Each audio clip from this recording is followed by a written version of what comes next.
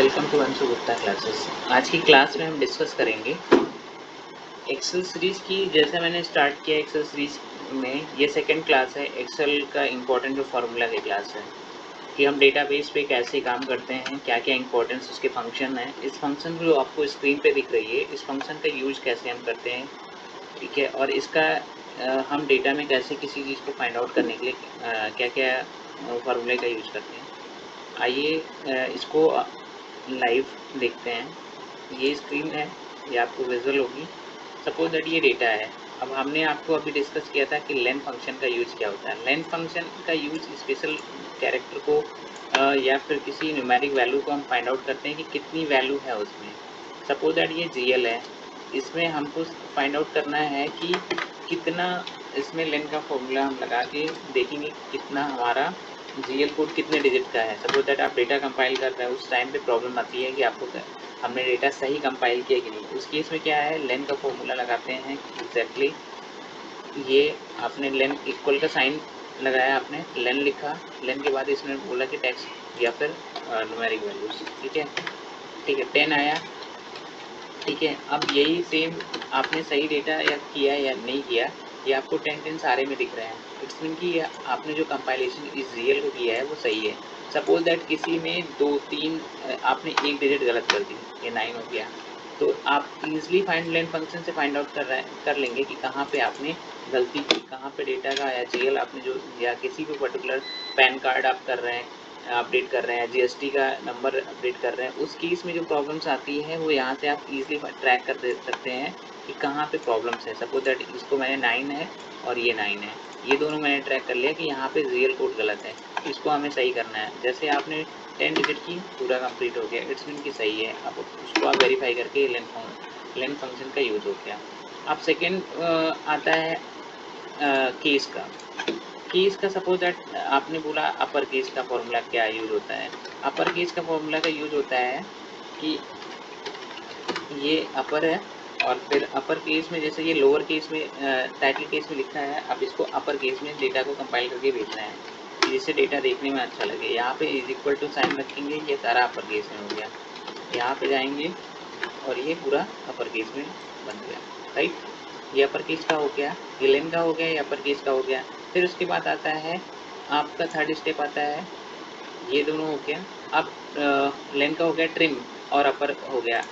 Trim का होता है, जैसे आपने सपोज दैट कि मान लीजिए यहाँ पे आपने लिखा है, अभी ये 10 डिजिट दिखा रहा है। ट्रिम का मतलब हो गया अगर आपने स्पेस कर दिया, ठीक है, तब भी ये 11 हो जाएगा, काउंट कर लेगा। अब सपोज दैट इसके लिए क्या होता है, ट्रिम फॉर्मूला हम यहाँ पे लगा सकते हैं, ठीक है। यहाँ पे ट्रिम मैंने डाल दिया। ट्रिम का यूटिलाइज क्या होता है कि जैसे सपोज दैट ट्रिम लिखे, ठीक, उसके बाद इसको आपने सेलेक्ट किया और ये क्लोज कर दिया। टेक्स्ट वाला कॉलम ले लीजिए आपको। सपोज दैट ये BTD वो लिया है, ये आपने लिया और यहाँ पे आपने स्पेस डाला। ट्रिम से स्पेशली क्या होगा, टेक्स्ट को स्पेस आगे पीछे का रिमूव कर देगा। जैसे यहाँ पे आपने यहाँ पे दिया है, यहाँ पे मान लीजिए दिया है स्पेस, ठीक है। ट्रिम से देखिए यहाँ पे स्पेस आपने दिया है बट यहाँ पे स्पेस नहीं है, ठीक है। ये ट्रिम का फॉर्मूला रिमूव स्पेस के लिए होता है कि आपने जो एक्सटर्नल स्पेस दिया है उसको हटा देगा, राइट। अब आते हैं फोर्थ स्टेप पे, 4 पे कॉन्केटिनेट। इसके लिए क्या है कि आपको दो टेक्स्ट हैं, सपोज दैट ये और ये, इसको ऐड करना है, ठीक है। तो उसके लिए कॉन्केटिनेट का फॉर्मूला लगाते हैं, ठीक है। यहाँ पे लिखते हैं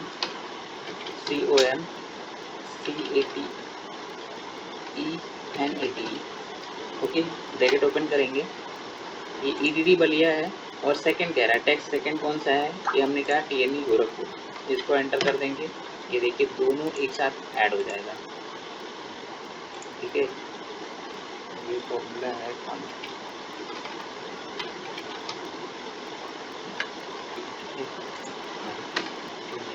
कॉन्केटिनेट, ठीक।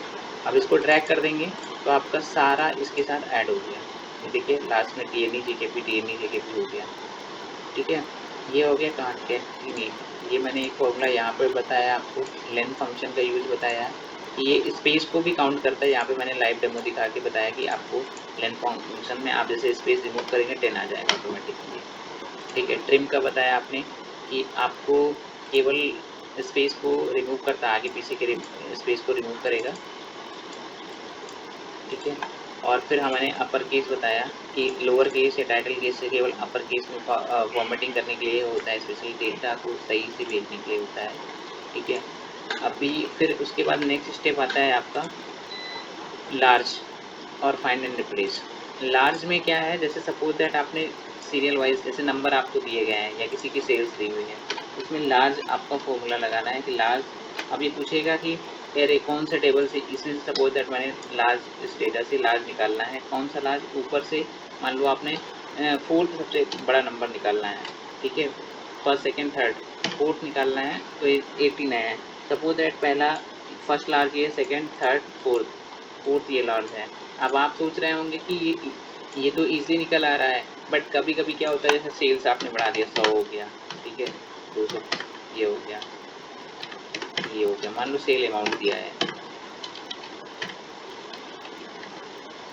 ठीक। अब देखिए वैल्यू चेंज होती जा रही है। ठीक है।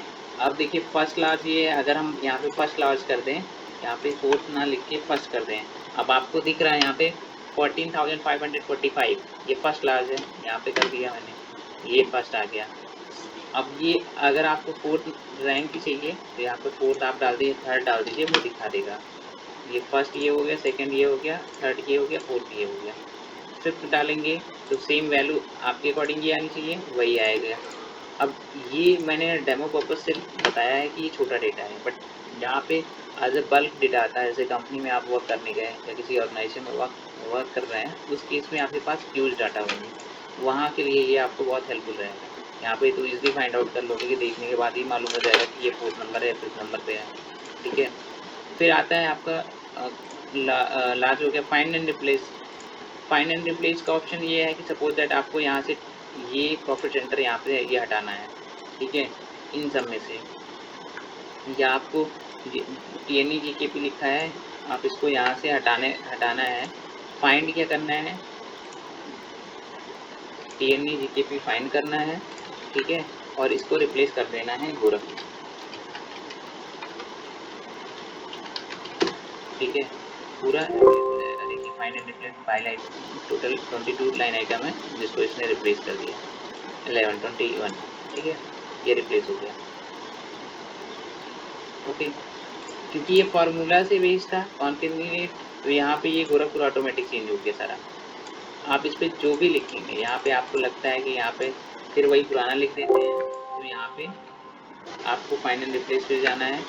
ये इसका शॉर्टकट कीजिए कंट्रोल F। ठीक है। अब आपको मान लो रिवर्स करना है। ठीक है। यहाँ पे आपने क्या किया, गोरखपुर को उठाया, ये TNE GKP यहाँ लगा दिया। ठीक है। ये कट कर लीजिए और यहाँ पे पेस्ट कर दीजिए, और यहाँ पे TNE ठीक, और रिप्लेस कर दीजिए। ये पूरा रिप्लेस हो गया। फाइंड एंड रिप्लेस का ये ऑप्शन है। फिर उसके बाद आता है आपका नेक्स्ट स्टेप आता है, लार्ज मैंने बता दिया। Cell edit. सेल एडिट का मतलब पर्टिकुलर ये इसको सेल बोलते हैं। ठीक है। इसको एडिट करने के लिए डबल क्लिक आप करके यहाँ से भी डायरेक्ट एडिट कर सकते हैं, और या फिर कंप्यूटर की शॉर्टकट कीबोर्ड की होती है F2 प्रेस करेंगे तो यहाँ से भी डायरेक्ट एडिट हो जाएगा। राइट। और आपने डिज़ायरेबल जो भी आपको एडिट करना हो, सपोज दैट इसमें मैंने आपको एडिट और 2 रीड बढ़ानी है तो पढ़ दी। ठीक है। फिर उसके बाद ये हो गया find replace set edit rename seat. Suppose that ये सीट का नाम है सीट 1 एंड 2, और मान लीजिए आपको इसका नाम लिखना है कि क्लासेस। यहाँ पे जाएंगे, राइट क्लिक करेंगे और रीनेम कर देंगे, यहाँ पे लिख देंगे जो भी आपका है वो आप लिख सकते हैं क्लासेस। मैंने यहाँ पे लिख दिया